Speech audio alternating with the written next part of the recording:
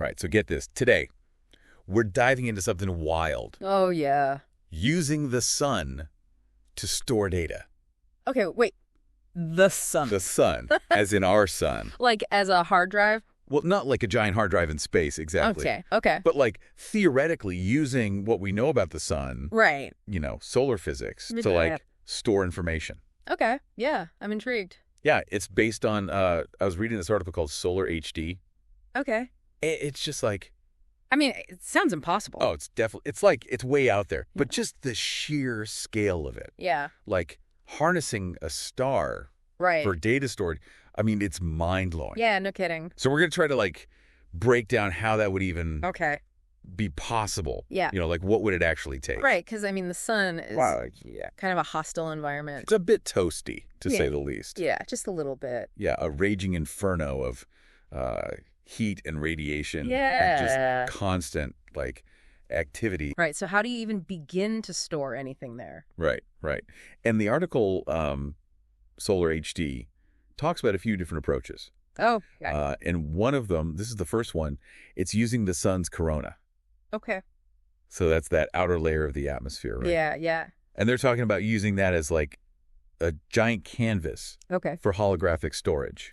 So you're talking about like writing data on the sun's atmosphere. Well, kind of, yeah. Yeah. Like skywriting, but with lasers Okay, with laser. and data. Yeah. So basically, it's like, you know how a hologram works? Yeah.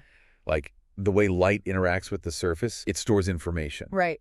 So they're proposing using incredibly powerful lasers Okay. to create these interference patterns in the light Okay. that's scattered by particles in the corona. Got it. And those patterns would be the data. Wow. So that's like option one, Okay, holographic sun. holographic sun. Now, another approach they talk about Okay. uses something we use every day, magnetic storage, Okay. like your hard drive. Yeah, It uses magnets, right? Well, the sun has a massive magnetic field, it does. Yeah. right? Always shifting, always changing. Right. And they're proposing, like, we could manipulate these magnetic fields. To create a pattern. Yeah, to create specific patterns within the magnetosphere. Wow. So it's like we're writing data on a giant fiery hard drive. Yeah, basically. But, I mean, obviously that would take Yeah. a crazy amount of control Right. over the sun's magnetosphere. Technology we don't even have. Not even close. Yeah.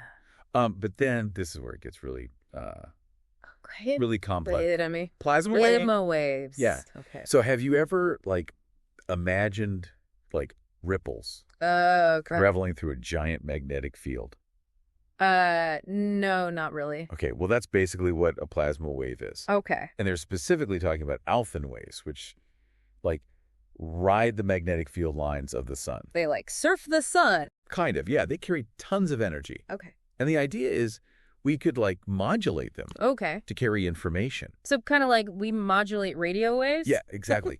So instead of encoding data in light or magnetic field, Right. we're using the sun's energy itself to store the information. Whoa. That's mind-blowing. It's like we're imprinting the data onto the sun's, like, activity. Yeah. Okay, so let's say, like, we figure out how to do that. Okay. We write data onto the sun. Yeah. How do we access it? Right. We can't just plug in a USB Right. to a star. So for that, we would need, like, incredibly advanced space telescopes. Okay. Way more powerful than anything we have now Okay. to capture and analyze the patterns Right. in the radiation, the magnetic fields, Yeah. or the plasma waves. Okay. And then we need algorithms to Right. decode all that information. Got it. So it's like we're reading the sun, Like a book. yeah, like a cosmic book, Yeah. looking for these tiny fluctuations that represent data. Wow. But, I mean, you have to wonder, Yeah. like, why go through all this? All right. Why even bother? It's not like we're running out of storage space on Earth. I know. Yeah. Well, I think, aside from the coolness fact, Yeah. it's about pushing the boundaries of what's possible. Right, You know, like think of the technology we'd have to develop to even attempt this. right. It would be a massive leap forward Yeah. in plasma physics, material science, space exploration. It's about, like, humanity's limits. Yeah, You know? Absolutely. Expanding what we think we're capable of. And imagine a future where we could store vast amounts of information on the sun, Wow. like preserving knowledge for, future civilizations. Whoa. It's incredible. Yeah. Just You think know? about it. Yeah, we started with. Like, Yeah. this is impossible, and now we're talking about I know the that. future of knowledge. That's wild. It really shows you the power of, Yeah. like, just exploring these theoretical ideas. Absolutely. Like, even if we never actually manage to store data on the sun, just thinking about it opens up so many possibilities. So, yeah, to sum up, like, Yeah. we've learned that storing data on the sun, it's crazy difficult, Yeah. but it's theoretically possible Yeah. based on what we know about solar physics. Right.